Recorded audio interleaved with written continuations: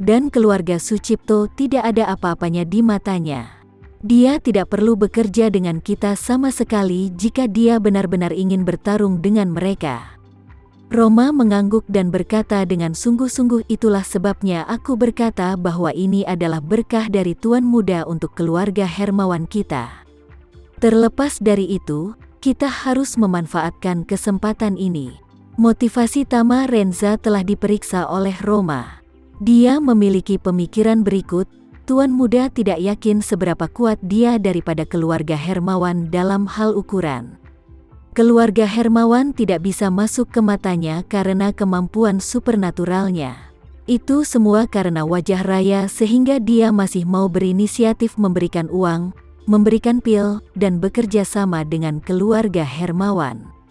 Terpikir olehku bahwa Tuan Muda pasti memiliki perasaan terhadap Raya. Ini bukan hanya keberuntungan Raya, tapi juga keberuntungan seluruh keluarga Hermawan. Kesempatan yang diberikan Tuhan secara alami harus digenggam dengan kuat, kata Lukas yang mengangguk setuju. Aku akan pergi ke Anton dan memberitahunya secara langsung bahwa keluarga Hermawan menolak undangan keluarga Sucipto untuk bekerja sama, katanya segera. Roma tiba-tiba berhenti dan berkata, kamu harus mulai dengan pil dewa kedua, ayah.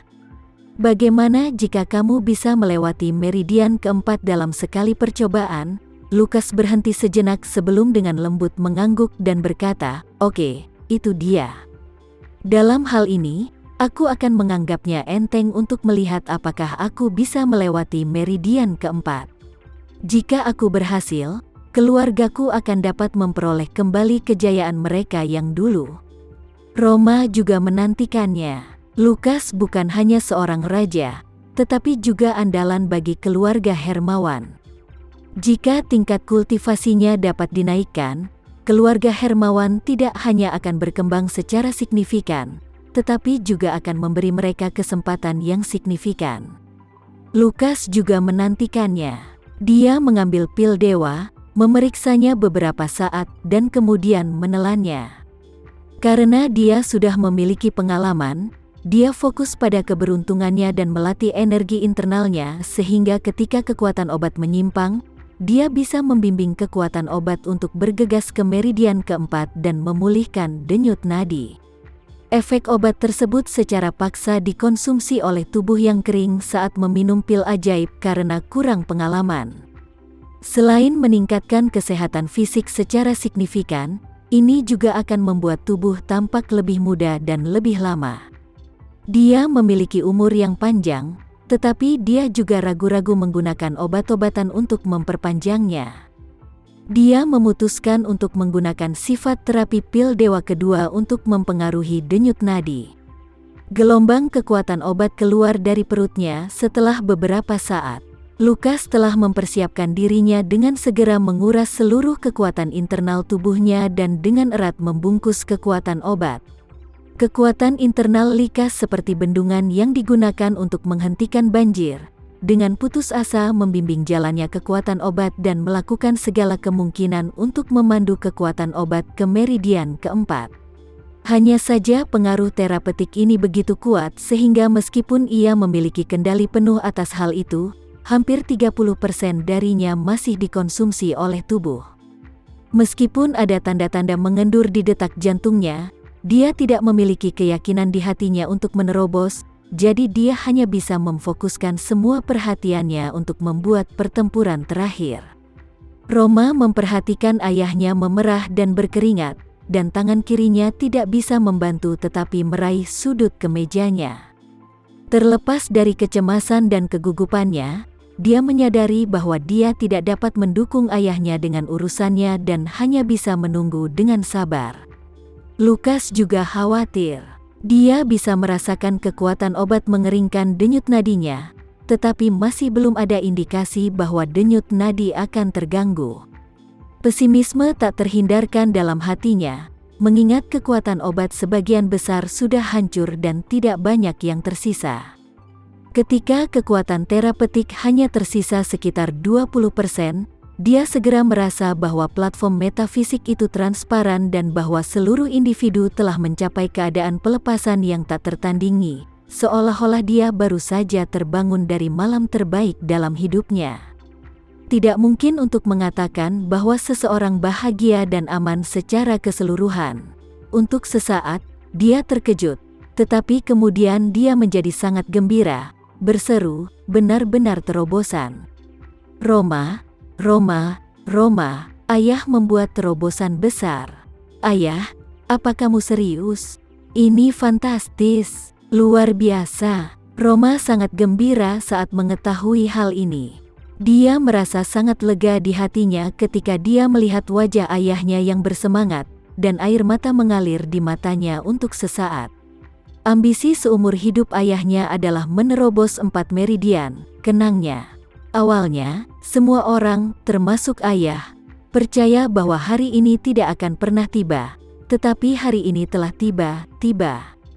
Mata Lukas berbinar saat Roma mulai menangis. Aku hanya tidak menyangka suatu hari akan menembus 4 meridian, dan akhirnya menjadi layak bagi leluhur keluarga Hermawan kita, dia gemetar dan tersedak.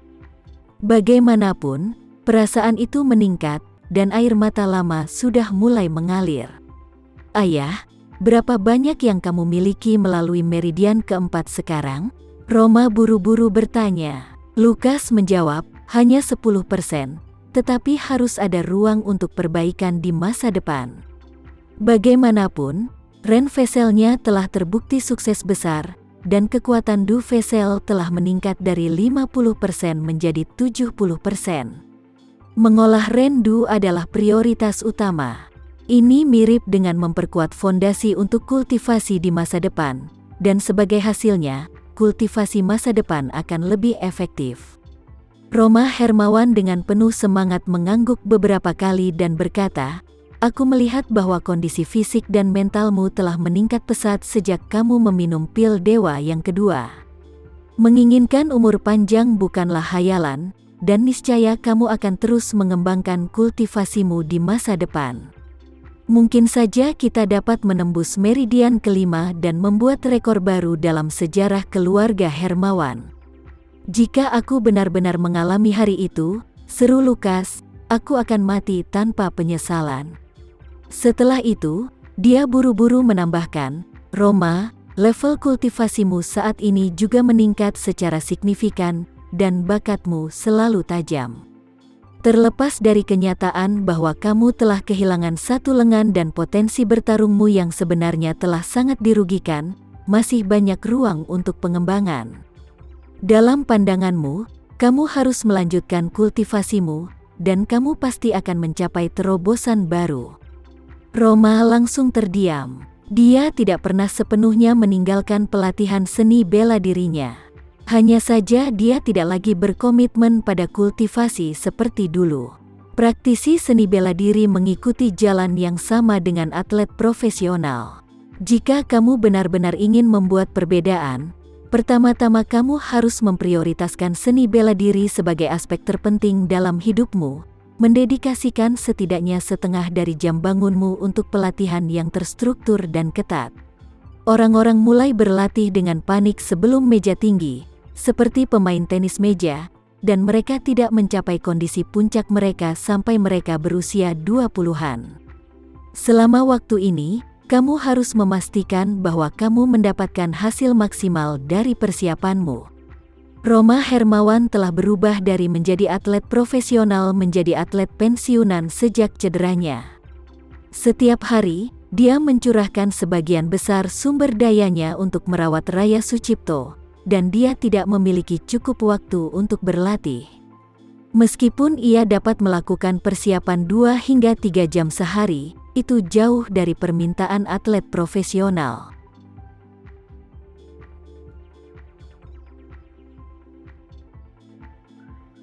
Sekian dulu ya video kali ini, kita lanjutkan lagi videonya di lain waktu. Oh iya, bagaimana menurut kalian? Semoga bisa sedikit menghibur kalian semua. Untuk teman-teman yang baru nonton, jangan lupa subscribe ya, hehehe.